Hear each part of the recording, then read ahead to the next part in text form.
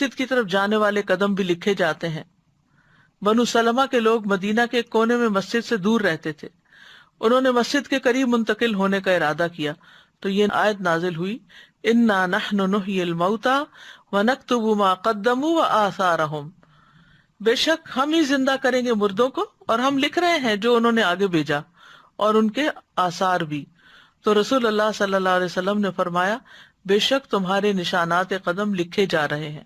یعنی انسان اپنے پاؤں سے چل کر جس زمین پر بھی جاتا ہے وہ زمین بھی گواہ بنے گی، اور وہ قدم اگر نیکی کے کام میں ہے تو ثواب کے طور پہ لکھے جائیں گے، اور اگر کسی برے کام سے اور برے ارادے سے انسان نکلا ہے یا اٹھا اپنی جگہ سے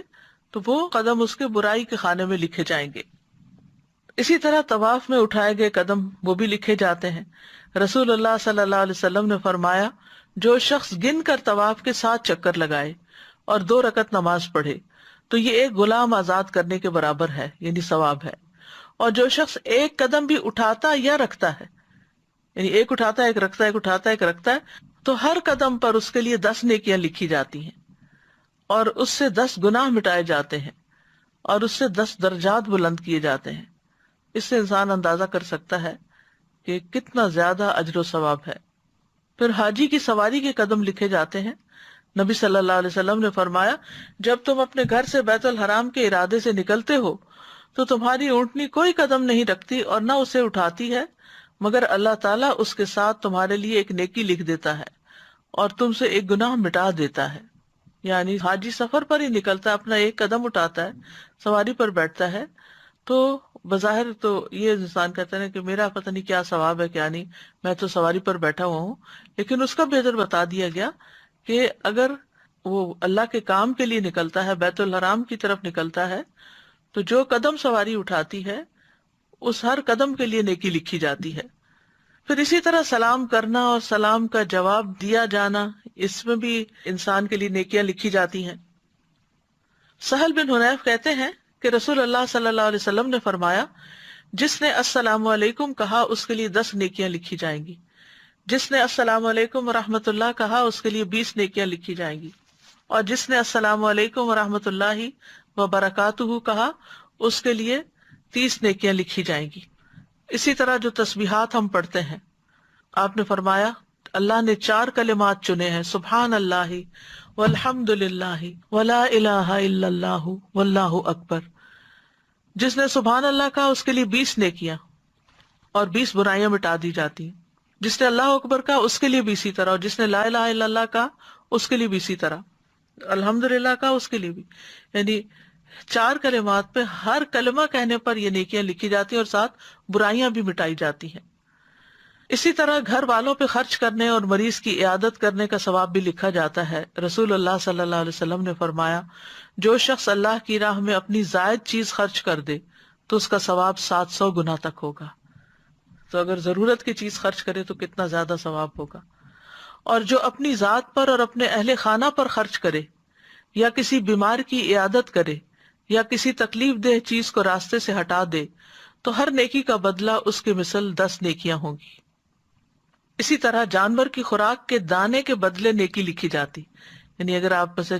پرندے ہیں وہ ہو گئے یا ویسے آپ نے کوئی جانور پالے ہوئے ہیں تو جو بھی چارہ ان کو کھلاتے ہیں ہر دانے کے بدلے نیکی لکھی جاتی ہے۔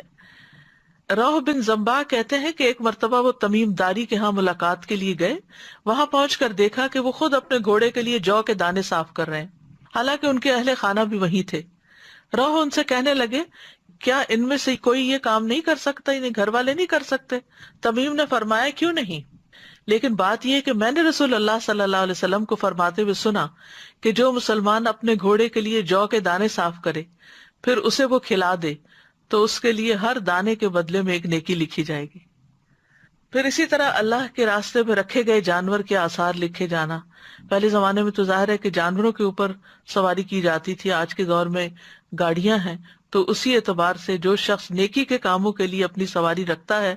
تو اس کے لیے اسی طرح اجر ہے۔ پھر اسی طرح لوگوں کو معاف کرنا لکھا جاتا ہے۔ رسول اللہ صلی اللہ علیہ وسلم نے فرمایا، تم سے پہلے آدمیوں میں سے ایک آدمی کا حساب لیا گیا تو اس کے پاس کوئی نیکی نہیں تھی مگر یہ کہ وہ لوگوں سے لین دین کیا کرتا تھا، وہ مالدار آدمی تھا، اپنے غلاموں کو حکم دیتا کہ وہ تنگ دست سے درگزر کریں، یعنی جو حالات تنگ ہے، نہیں دے سکتا قرضہ، واپس نہ دے، یا کوئی چیز خریدنا چاہتا ہے اور پیسے نہیں ہے اس کے پاس، تو اس کو چھوڑ دیں، آدھے چھوڑ دیں، پورے چھوڑ دیں۔